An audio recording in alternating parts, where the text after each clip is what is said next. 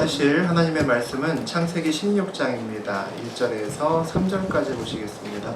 구약성서 18쪽에 있습니다. 아브라함의 아내 사레는 출산하지 못하였고 그에게 한 여종이 있으니 애굽 사람이요 이름은 하갈이라. Now Sarah, Abraham's wife, had borne him no children, but she had an Egyptian maidservant named Hagar. 사레가 아브라함에게 이르되 여호와께서 내 출산을 허락하지 아니하셨으니 원하건대 내 여종에게 들어가라. 내가 혹 그로 말미암아 자녀를 얻을까 하노라 하매 아브라함이 사레의 말을 들으니라. So she said to Abraham, The Lord has kept me from having children. Go sleep with my maidservant. Perhaps I can build a family through her. Abraham agreed to what Sarah said. 아브라함의 아내 사레가 그 여종 애굽 사람 하갈을 데려다가 그 남편 아브라함에게 척으로 준 때는 아브라함이 가나안 땅에 거주한 지 10년 후였더라. So after Abraham had been living in Canaan 10 years, Sarah his wife took her Egyptian maidservant Hagar and gave her to her husband to be his wife. 아멘. 주님 말씀입니다. 네, 우리 창세기 16장 1절에서 3절 보셨습니다. 오늘은 창세기 16장의 내용을 가지고 상황과 믿음의 줄다리기, 상황과 믿음의 줄다리기라는 내용으로 함께 은혜 나누겠습니다. 네, 우리 지난 시간에 하나님께서 아브라함에게 오셔서 자녀도 약속하시고 땅도 약속하셨습니다. 그런데 아브라함이 그런 얘기를 하죠. 자기의 종 엘리에셀이 상속자입니다 라고 이야기를 합니다. 믿지 못하겠다는 거죠. 그랬더니 하나님께서 아브라함을 밖으로 부르셔서 하늘에 있는 별들을 보라라고 말씀하십니다. 저 별들처럼 네 자손이 정말 많을 거야, 그렇게 약속하시죠. 그랬더니 아브라함이 지난 시간에 어떻게 얘기를 했냐면 15장 6절에서 아브라함이 여호와를 믿으니 여호와께서 이를 그의 의로 여기시고 라고 하셨습니다. 하나님이 아브라함의 믿음을 정말 기뻐하셨다는 거죠. 그리고 아브라함과 계약식을 하셨습니다. 이후에 아브라함 믿음이 얼마나 더 견고해졌을까라는 생각이 듭니다. 아브라함은 하나님이 아브라함을 믿음의 조상으로 세워나가고 오늘도 그런 여정을 걸어가고 있습니다. 오늘은 아브라함 6번째 시간이죠. 오늘도 아브라함과 함께 그의 믿음의 여정을 함께 나눠보는 시간이 되었으면 좋겠습니다. 예, 먼저 우리 1절 같이 보겠습니다. 아브라함의 아내 사레는 출산하지 못하였고 그에게 한 여종이 있으니 애굽 사람이요 이름은 하갈이라. 우리가 한번 굳건해지고 믿음으로 세워지면 끝까지 변화가 없어야 되는데 사실 그렇지 않죠. 아, 이제 내 믿음이 좀 섰구나, 이제 좀 괜찮아졌네 라고 느껴지면 꼭 문제가 터지고 거기에 넘어지는 우리 믿음을 볼 때가 너무나 많습니다. 그 상황이 우리를 그렇게 만들죠. 우리 믿음과 상황은 늘 함께 갑니다. 믿음이 상황보다 늘 커야 되는데 믿음이 상황보다 더 크면 항상 평안이 있습니다. 상황이 더 커지면 그런데 평안이 깨지고 불안이 오게 되어 있죠. 상황이 얼마나 좋은지 안 좋은지에 우리는 관심이 많지만 사실 내 믿음이 얼마나 큰가, 내 믿음이 정말 흔들리지 않는가라는 것이 훨씬 더 중요합니다. 아브라함의 아내 사레는 출산하지 못하였고 라고 오늘 본문이 시작을 합니다. 사레가 출산하지 못했던 것은 어제 오늘의 일이 아니죠. 이미 아브라함에게는 오래전부터 계속되었던 아브라함 가정의 문제입니다. 그럼에도 불구하고 하나님께서 몇 번이나 오셔서 자녀를 약속을 하셨죠. 그 약속을 믿고 아브라함은 가나안으로 입성을 했습니다. 하란을 떠나서 가나안으로도 왔고 제단도 쌓았고, 그리고 얼마 전에는 믿음으로 반응해서 하나님께서 의로 여기셨다라는 놀라운 말씀도 들었습니다. 그때는 분명히 믿음이 상황을 이겼는데, 그런데 오늘은 상황이 믿음을 이기는 그런 날이 되었습니다. 믿음이 상황을 이길 때는 상황에 가려서 보이지 않던 것들을 우리가 믿음으로 볼 수 있죠. 우리가 그래서 하나님 나라의 백성이 될 수가 있습니다. 근데 상황이 믿음을 이길 때는 반대로 믿음에 가려서 잘 보이지 않았던 것들이 어느 날 크게 보이기 시작합니다. 오늘 그와 같은 상황이죠. 그에게 한 여종이 있으니 애굽 사람이요 이름은 하갈이라. 그동안에도 사레에게는 여전히 하갈이라는 여종이 있었습니다. 그런데 그동안에는 사레의 눈에 띄지 않았습니다. 별로 중요하지 않았던 거죠. 그런데 오늘따라 여종 하갈이 크게 보이는 겁니다. 고난을 좋아하는 사람은 아무도 없죠. 우리도 고난을 만나면 어떻게 하면 빨리 이 고난을 벗어날 수 있을까를 궁리합니다. 또 기도하죠. 고난 안에서 빨리 해결책을 찾고 싶어 합니다. 누구나 그럴 겁니다. 믿음이 상황을 이기고 있을 때 우리는 고난 속에서 해결책을 하나님께 맡길 수 있습니다. 온전히 하나님을 바라볼 수 있죠. 그리고 하나님을 경외하면서 거룩한 마음으로 기다릴 수 있습니다. 그런데 상황이 믿음을 이기면 우리는 기다리는데 좀 힘들어집니다. 어려워지죠. 조급해지면서 무언가 내가 스스로 해결책을 찾아야겠다라는 생각이 듭니다. 나의 상황의 해석을 하나님께 맡겨야 되는데 나의 상황을 스스로 해석하고 해결책을 찾으려고 노력합니다. 믿음이 흔들리면 하나님의 방법이 아니라 믿음에 가려져 있던 세상의 대안이 보이기 시작합니다. 사레에게는 오늘 그것이 하갈이었던 것 같습니다. 하갈을 바라보던 사레의 눈이 오늘 동그래집니다. 내가 왜 여태까지 하갈을 생각하지 못했을까? 그런 생각이 갑자기 듭니다. 우리 2절 함께 보겠습니다.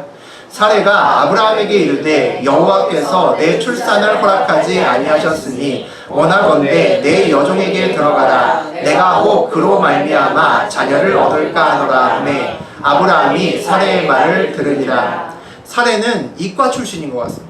이성적이고 아주 합리적인 사고를 잘하는 여성이었던 것 같습니다.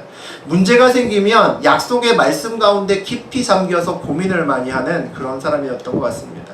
그 가운데서 내가 할 수 있는 것들이 무엇일까 찾는 사람이었던 것 같습니다. 좋은 거죠. 그런데 지나치면 문제가 생길 수 있다는 겁니다. 지나치면 하나님을 기다리지 못하고 내가 열심히 해결책을 찾아서 하나님께 들이밀면서 하나님을 움직이려고 제시할 수 있다는 거죠. 사레가 아브라함에게 오늘 제안합니다. 자신은 어차피 아기를 낳을 수 없으니까 내 여종 하갈을 통해서 자녀를 낳는 것이 좋지 않겠느냐라고 이야기를 합니다.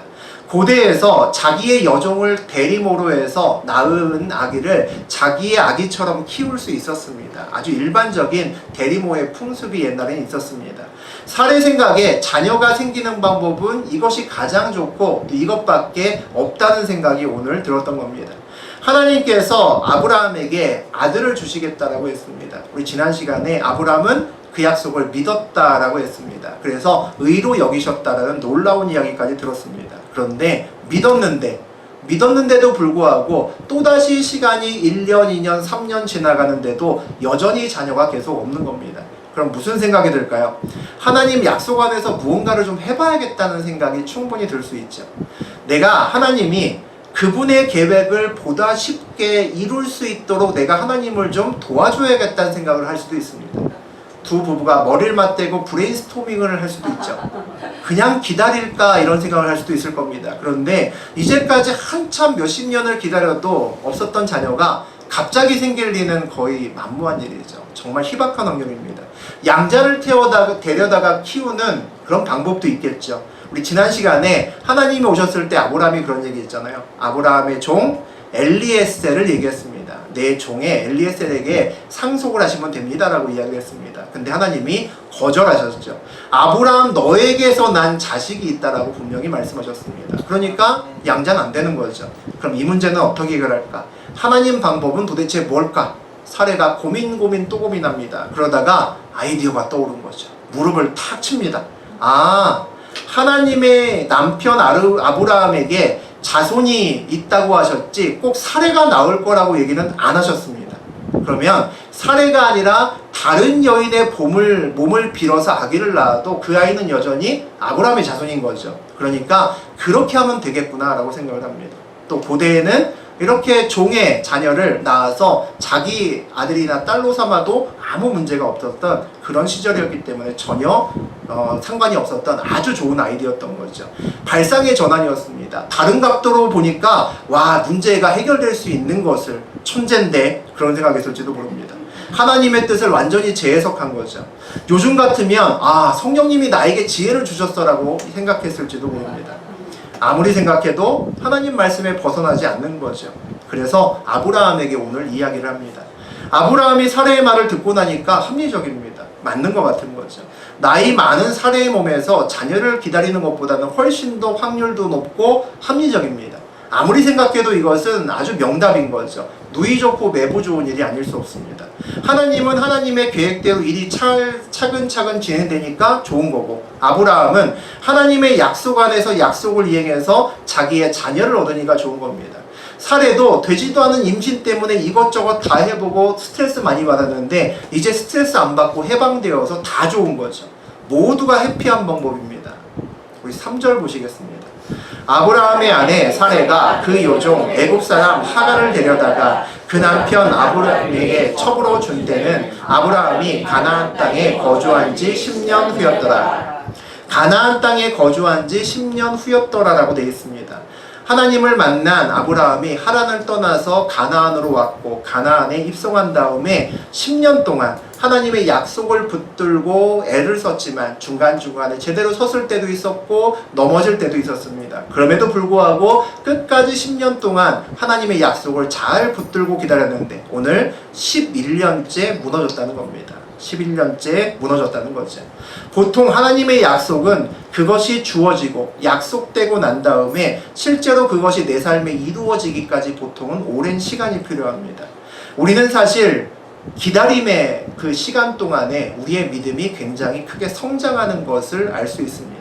온전한 기다림이 있어야 또 약속의 성취 후에 우리가 그 약속을 온전하게 누릴 수도 있습니다. 오늘 아브라함과 사레는 그 기다림의 한계 상황에 부딪혔습니다. 오늘 상황도 역시 이 아브라함과 사레의 결정이 맞았다라는 것을 뒷받침하는 것 같습니다. 자녀의 약속을 하나님께 받고 10년을 기다렸으면 충분한 거 아닙니까? 강산도 변하는 시간입니다. 10년을 기다렸습니다. 그리고 때마침 아이 낳지 않은 젊은 여종이 있다는 것을 발견합니다. 아주 딱 들어맞는 거죠. 그리고 이 결정이 하나님이 그동안 아브라함에게 약속했던 그 약속을 어기는 것은 분명히 아닙니다.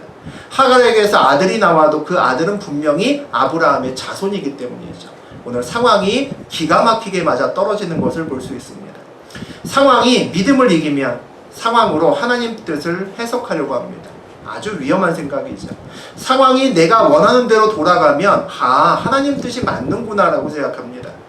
그러나 우리는 상황으로 하나님 뜻을 해석하는 것이 아니라 하나님 뜻으로 상황을 해석해야 되는 사람들이죠. 상황으로 하나님을 보는 것이 아니라 믿음으로 하나님을 봐야 되는 사람들입니다. 그래야 우리의 삶에서 실수하지 않을 수 있죠. 오늘 사례에 의해서 만들어진 이 상황이 참 재밌는 상황입니다. 왜냐하면 몇 년 전에 아브라함이 하나님이 주신 물질의 축복을 스스로 잘 지키기 위해서 어떻게 했습니까? 애굽에 가서 아내 사례를 애굽의 왕의 첩으로 주게 되는 상황을 맞이했었습니다. 그런데 오늘 어떤 상황이 만들어졌냐면 사례가 하나님이 주신 자녀의 축복을 지키겠다고 자기의 애굽의 종을 히브리인인 아브라함의 첩으로 주는 상황을 만들어냈습니다. 절묘하죠? 반대의 상황이 만들어졌습니다. 몇 년 전에 물질의 축복을 지키기 위한 아브라함 머릿속에서 나온 그 방법은 실패했습니다. 그냥 실패뿐만 아니라 애굽에서 목숨을 잃을 뻔한 큰 위기를 맞았죠. 이번에 씨의 축복을 지키기 위한 사례의 방법은 얼마나 좋은 결과를 가져왔을까요? 우리 4절과 5절 보시겠습니다. 아브라함이 하갈과 동침하였더니 하갈이 임신하매 그가 자기의 임신함을 알고 그의 여주인을 멸시한지라. 사레가 아브라함에게 이르되 내가 맞는 모욕은 당신이 받아야 옳도다. 내가 나의 여종을 당신의 품에 두었거늘 그가 자기의 임신함을 알고 나를 멸시하니 당신과 나 사이에 여호와께서 판단하시기를 원하노라. 아브라함이 하갈과 동침하였더니 하갈이 임신했습니다. 하갈이 임신했다는 소식에 아브라함과 사레가 모두 박수를 쳤을 겁니다. 이렇게 빨리 임신하다니 역시 우리 생각이 맞았다는 거죠. 하나님이 이 일을 기뻐하셨다라는 것을 확신하게 됐을 겁니다. 진작 이렇게 할 걸. 진작 이렇게 했으면 편안하게 살았을 텐데 그동안 아이 때문에 고생하고 기도하고 너무 불필요한 시간을 많이 보냈던 거죠. 어떻게 이렇게 금방 아기가 생겼을까? 우리의 이 기발한 아이디어에 하나님도 동참하셨다는 생각이 충분히 들 수 있습니다. 하갈이 임신함에 그가 자기 임신함을 알고 그의 여주인을 멸시한지라라고 되어 있습니다. 사례는 전혀 예상하지 못했던 사건이 벌어졌습니다. 하지만 드라마나 영화를 많이 본 우리는 4절 5절 보기 전에 이미 예상을 했습니다. 그와 같이 하면 분명히 문제 터질 텐데 누구나 생각할 수 있죠. 우리가 아는 대부분의 드라마나 영화에서 본부인이 아이가 없는데 첩을 들이면 첩은 보통 쾌속 임신을 합니다. 반드시 아들을 임신하죠. 네, 오늘도 역시 그와 같은 상황입니다. 그리고 반드시 그 후에 본부인은 어떻게 됩니까? 힘들어지죠. 왕따당합니다. 고대 드라마가 있었다면 사레가 이런 실수 절대 하지 않았을 겁니다. 그런데 오늘 잘못된 선택을 한 거죠. 임신한 여종 하갈이 사레를 우습게 보는 그런 문제가 생겼습니다. 내 배 안에 아브라함의 씨가 있다는 거죠. 하나님께서 아브라함에게 약속하신 그 약속의 주인공이 바로 내 뱃속에 있다는 겁니다. 그랬더니 하갈이 이제 주인 사레가 우습게 보이기 시작한 거죠. 사레가 머리끝까지 화가 났습니다. 그래서 아브라함에게 따집니다. 개인적으로 왜 아브라함에게 따지는지 잘 이해할 수 없습니다. 자기가 일 다 만들어 놓고 문제를 터지니까 아브라함에게 이야기를 합니다. 근데 아브라함도 역시 동조했으니까 잘못한 거죠. 아내의 말을 들으면 집안이 평안하지만 아내의 말을 하나님 말에 비추어 두고 그 다음에 따라야겠죠. 아브라함이 처신을 잘못해서 하갈이 사레를 무시했다라고 생각이 든 겁니다. 그러니까 남편에게 화가 난 거죠. 당신과 나 사이에 여호와께서 판단하기를 원하노라라고 되어 있습니다. 하나님의 약속을 이루기 위해 참고 양보한 겁니다. 하갈은 철저하게 손해를 본 겁니다. 그래서 첩을 들여서 자손을 만들었는데 왜 내가 구박받고 멸시받아야 하는 거죠. 누가 문제인지 누가 잘못한 건지 하나님이 판단할 거다라고 이야기를 합니다. 자신이 있다는 거죠. 사례는 떳떳합니다. 잘못한 것은 아무것도 없고 자기는 완전히 피해자고 하나님 뜻에 그럼에도 불구하고 순종했다라는 겁니다.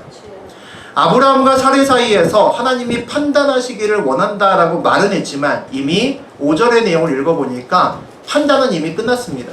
사례가 이미 판단 다 했던 거죠. 정말 하나님이 판단하기를 원하셨다면 뭐 해야 될까요? 기도해야겠죠. 하나님 앞에 무릎 꿇어야 됐을 겁니다. 근데 하나님께 묻지 않습니다. 사례도 묻지 않고 아브라함도 묻지 않습니다. 아무도 묻지 않습니다. 우리 6절 함께 읽어보겠습니다.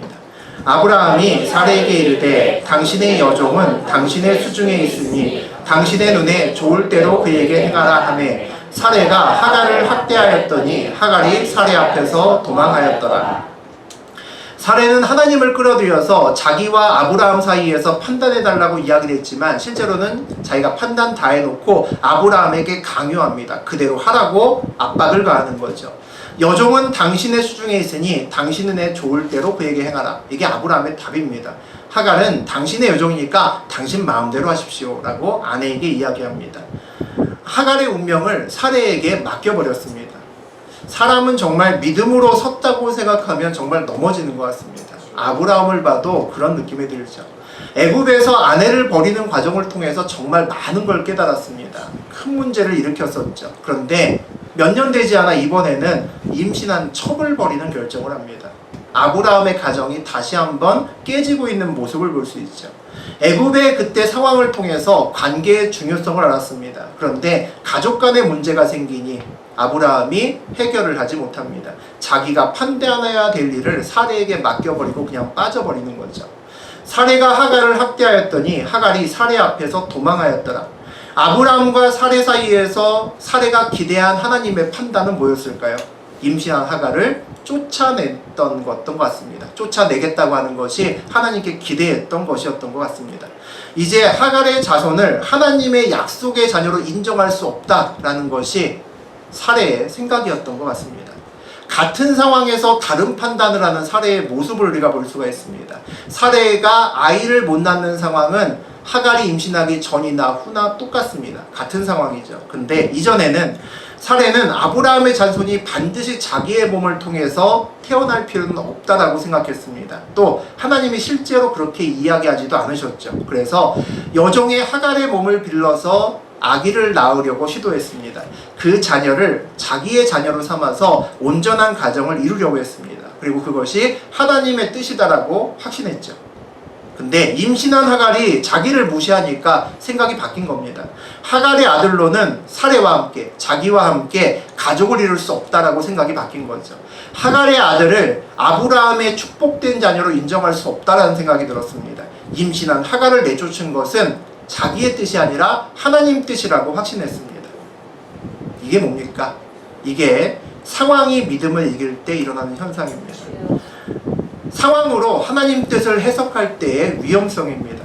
상황으로 하나님 뜻을 해석하면 상황이 바뀌면 하나님 뜻도 바뀌기 때문이죠. 그래서 상황으로 하나님을 해석하면 안 됩니다. 상황에 따라서 혼란이 일어나고 바뀐 답이 얻어지기 때문입니다. 우리 인생에서 가장 조심해야 될 것 중에 하나가 아닌가 싶습니다. 이제 임신한 하갈은 주인에게도 버림받고 그리고 남편에게도 버림받고 광야로 쫓겨납니다. 7절을 보니까 이런 내용 나옵니다. 광야의 샘곁 술길 샘곁에서 그를 만났다라고 되어 있습니다. 그는 여호와의 사자라고 되어 있죠. 술이라는 곳은 애굽으로 가는 광야에 있는 지름길입니다. 그러니까 가나안에서 떠나서 애굽으로 돌아갈 때 그 지름길에 있었던 것이 술이라는 곳입니다. 사례의 핍박에 하갈이 견디다 못해 도망갑니다.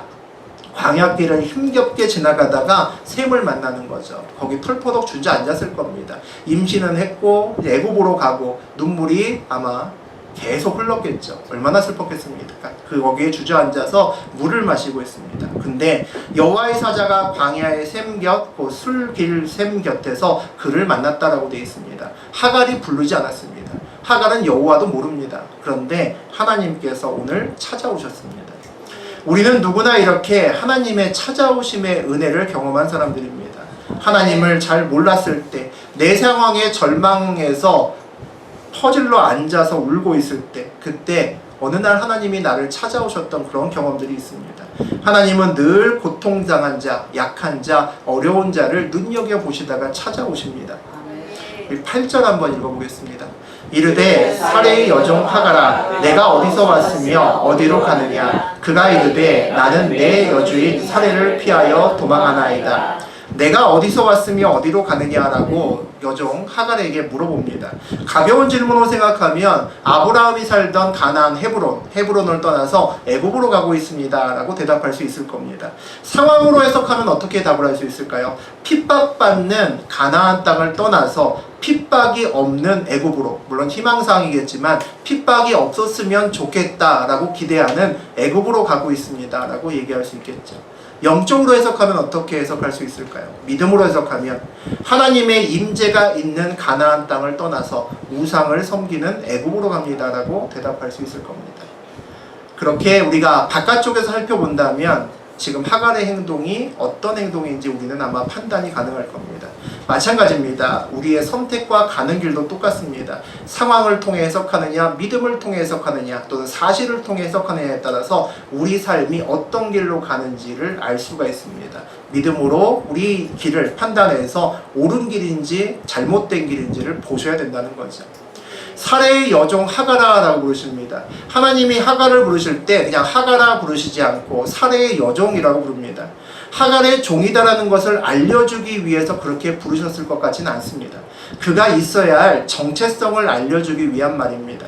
하갈은 사레와 함께 있어야 된다는 겁니다. 무슨 얘기입니까? 하갈이 하나님의 땅 안에 있어야 된다는 거죠. 그 땅을 떠나서는 안 되기 때문에 하갈을 그렇게 부르신 겁니다.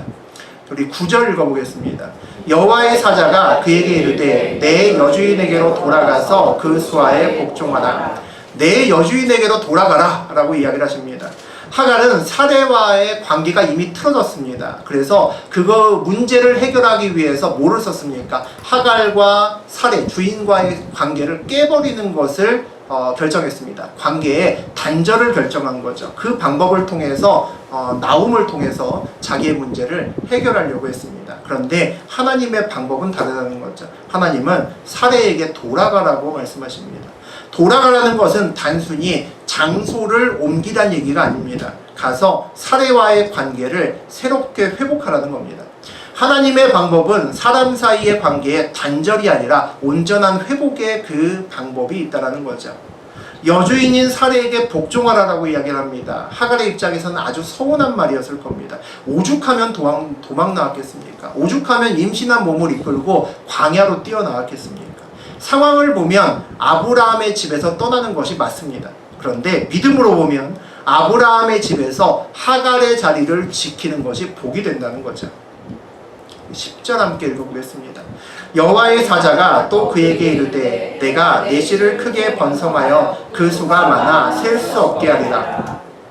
하갈이 하나님의 말씀을 순종하여 다시 가나안으로 돌아가면, 다시 사레에게 돌아가면, 하갈이 믿음의 자리를 지키면 하나님께서 놀라운 씨의 축복을 주시겠다고 오늘 약속하십니다. 실제로 오늘날에 그 하갈의 아들인 이스마엘의 자손들이 오늘날의 터키와 아랍 사람들입니다. 아시는 것처럼 굉장히 수를 셀 수 없을 정도로 많은 민족을 이루었습니다. 하나님이 신실하게 약속을 지키셨다는 거죠. 아브라함에게 하나님은 두 가지 약속을 이미 주셨습니다. 첫 번째는 씨의 축복이었죠. 하늘의 별만큼 너의 자손이 많을 것이다 였고, 두 번째는 땅의 축복이었습니다. 가나안 땅이라고 하는 약속의 땅을 너에게 주겠다는 거였죠. 하갈의 자손에게도 놀라운 씨의 축복을 주셨습니다. 하나님께서 저는 사례의 소리를, 사례의 외침을 듣지 않았을까 싶습니다. 5절에서 당신과 나 사이에 여호와께서 판단하시기를 원하노라. 하나님이 판단하셨습니다. 사례는 하나님의 판단을 구하면서 자기의 판단대로 하기를 원했습니다. 자기의 소견대로 완전히 나이롱 잣대를 댔죠. 자기 맘대로 잣대를 대가면서 자기 맘대로 처리를 했습니다. 우리도 사례처럼 우리의 판단이 하나님의 판단과 같다라고 착각하는 때가 많습니다. 그러나 사례가 하나님의 상황을, 하나님께서 나의 상황에 개입하시기를 원했을 때 하나님이 들어오셔서 판단하시기 시작했습니다. 아브라함과 사례 사이에 하나님이 계셨고, 또 사례와 오늘 하갈 사이에도 하나님이 계셨다는 것을 볼 수 있습니다. 하나님께서는 하갈을 불쌍히 여기셨다는 거죠. 하갈의 자녀에게 씨의 축복을 주셨습니다. 땅의 축복도 주셨습니다. 하나님이 크신 구속사를 이루는 약속의 민족으로 쓰시지는 않았습니다. 그렇지만 역시 큰 민족 이루고 잘 살 수 있도록 축복을 주셨다는 거죠. 하갈을 쫓아냈던 사례는 전혀 예상하지 못했던 하나님의 판단이었을 겁니다. 우리 11절 같이 보겠습니다. 여호와의 사자가 또 그에게 이르되 내가 임신하였은즉 아들을 낳으리니 그 이름을 이스마엘이라 하라. 이는 여호와께서 내 고통을 들으셨으리라. 당시에 아들을 낳는다는 것은 축복입니다. 더군다나 자녀가 없는 아브라함의 가정에게는 말할 것도 없습니다. 아들을 낳을 거라는 말에 하갈이 아주 기뻤을 겁니다. 내가 임신하였은즉 아들을 낳으리니 그 이름을 이스마엘이라 하라 라고 말씀하십니다. 하나님께서 태어나기 전에 이름을 지어주는 경우는 아주 스페셜한 케이스입니다. 이런 경우 별로 없습니다. 이스마엘 외에 이삭이 그랬고요. 그리고 요시아나 솔로몬, 그리고 세례 요한, 예수님 정도가 거의 답니다. 예수님, 하나님이 그 어떤 사람이 태어나기 전에 그의 이름을 지어주는 경우는 거의 드뭅니다. 그런데 성경 최초로 하나님이 이름을 지어준 사람이 이스마엘입니다. 이삭이 아니라 이스마엘에게 제일 처음 이름을 지어주셨다는 거죠. 하갈과 그의 자녀에게 하나님이 엄청난 축복을 주시기를 원하셨다는 겁니다. 하나님이 사라의 고통을 들으셨기 때문입니다. 하갈의 고통의 울음소리를 들으셨다는 거죠. 하나님이 들어주신다는 것보다 더 기쁜 일이 있겠습니까? 하나님이 들어주신다는 것은 응답해 주신다는 것이기 때문입니다. 하나님은 아브라함에게 약속하셨습니다. 내 자손에게 큰 축복을 주겠다고. 그런데 아브라함과 사례는 엉뚱한 짓을 저질렀죠. 그래서 아브라함의 자손은 맞지만 이방인 여성과 결혼해서 애를 낳았습니다. 하지만 하나님은 당신의 약속을 신실하게 지키셨습니다. 오늘 그에게도 축복을 주시고 그에게 이름을 선물하게 되면서 아브라함 자손이 내가 약속을 얼마나 신실하게 이행하는지 아브라함 가정에게 보이셨다는 거죠. 12절에 보면 그런 얘기가 나옵니다. 그 아들이 들나귀같이 될 것이다 라고 되어 있죠. 그리고 모든 사람을 치겠고 모든 사람의 손이 그를 칠치며 그가 모든 형제와 대항해서 살리라 라고 이야기를 합니다. 들나귀같이 되리라는 것은 잘 달리는 야생 나귀와 같다라는 겁니다. 자유분방하고 좀 야성적이고 호전적인 삶을 살 거라는 이야기입니다. 그의 손이 모든 사람을 치고 모든 사람의 손이 그를 친다는 것은 분쟁할 거란 얘기입니다. 태어나기 전에 아브라함 가정의 분쟁의 씨앗으로 이미 태어나게 됩니다. 앞으로도 그런 삶을 살게 될 거란 이야기죠. 축복은 받지만 또 그에 대한 대가가 있다는 겁니다. 이스마엘 후손인 중동 지역에 여러분 아시는 것처럼 세계에서 가장 많은 분쟁이 많은 지역입니다. 그 지역은 외부하고도 싸움을 많이 하지만 내부적 아랍 민족 사이에서도 끊임없이 매번 싸우는 집안이죠. 역시 하나님의 말씀대로 그대로 이루어짐을 우리가 볼 수 있습니다. 우리 13절과 14절 읽어보겠습니다. 하갈이 자기에게 이르신 여호와의 이름을 나를 살피시는 하나님이라 하였으니 이는 내가 어떻게 여기서 나를 살피시는 하나님을 배웠는가 합니다. 이러므로 그 샘을 브엘라 헤로이라 불렀으며 그것은 가데스와 베레스 사이에 있더라. 내가 어떻게 여기서 나를 살피시는 하나님을 배웠는가 함이라 라고 이야기를 합니다. 오늘 우리 하갈이 하나님을 고백하고 있는 거죠. 사레의 종으로 있었던 하갈입니다. 물론 중간중간에 아브라함이나 또 사레로부터 하나님에 대한 이야기를 들었을 겁니다. 하나님의 임재에 대해서 들어본 적이 있었지만 그 하나님이 자기에게 나타날 줄은 몰랐을 겁니다. 오늘 말로만 들었던 그 하나님과 하갈이 드디어 만납니다. 그리고 위로와 축복을 하시는 그 과정에서 정말 감격스러운 일을 경험을 했을 겁니다. 자기처럼 종의 신분, 도망자에게도 거룩하시고 크신 신이 자기에게도 오시는구나 놀랐을 겁니다. 그래서 부엘라 헤로이, 나를 보고 계시는 하나님의 우물이다라는 고백을 하갈이 하게 되는 거죠. 15절과 16절 보면 그런 내용이 나옵니다. 하갈이 아브라함의 아들을 낳음에 아브라함이 하갈을 낳는 그 아들의 이름을 이스마엘이라 하였더라고 되어 있습니다. 그럼 어떻게 됐다는 얘기입니까? 하갈이 돌아갔다는 얘기입니까? 안 돌아갔다는 얘기입니까? 돌아갔다는 얘기죠. 돌아가서 아브라함과 얘기를 했을 겁니다. 하나님을 만난 얘기를 했고 그 가정에 다시 들어가서 아브라함이 하갈이 아들을 낳으니까 그 이름을 하나님이 명하신 대로 이스마엘로 지었다라고 되어 있습니다. 그래서 16절에 보면 아브라함이 이스마엘을 낳았을 때 86세였다. 힘든 1년이 지나갔다는 이야기입니다. 만약에 하나님의 사자가 등장하지 않았다면 이 가정은 아마 깨졌을 겁니다. 10년을 잘 버텼지만 11년째 깨어지는 그런 가정이 되었을 겁니다. 그런데 하나님께서 이 흔들리는 가정을 다시 한번 세워주셨습니다. 상황과 믿음이 줄다리기 하는 가운데서 상황이 이기는 순간에 아브라함과 사레에게는 세상의 대안이 보였기 때문에 오늘 이 시련을 겪게 되었습니다. 그 세상의 대안이 결국 아브라함 가정의 걸림돌이 되었다는 이야기죠. 그것은 상황으로 하나님의 뜻을 해석했기 때문입니다.